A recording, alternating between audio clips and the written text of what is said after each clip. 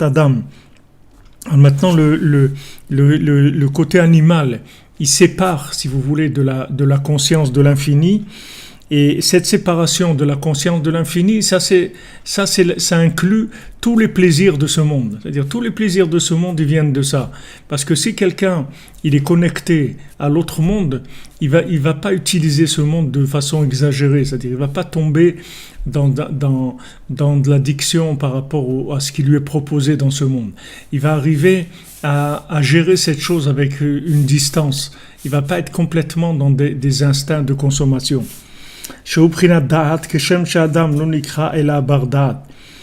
Parce que Adam, quand on parle de Adam, on parle de Da'at, c'est-à-dire on parle de conscience divine. C'est ça ce qui s'appelle Adam.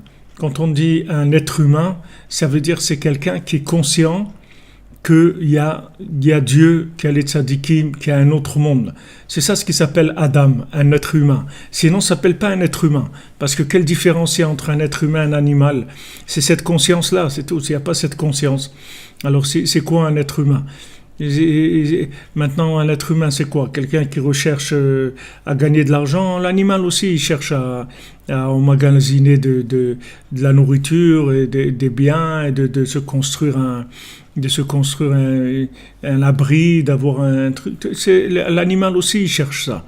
Quel est le plus que l'homme a? C'est qu'il a la possibilité d'être conscient d'autre chose que de la matière. C'est ça ce qui s'appelle Adam. Sinon, ça ne s'appelle pas Adam. C'est pas un être humain.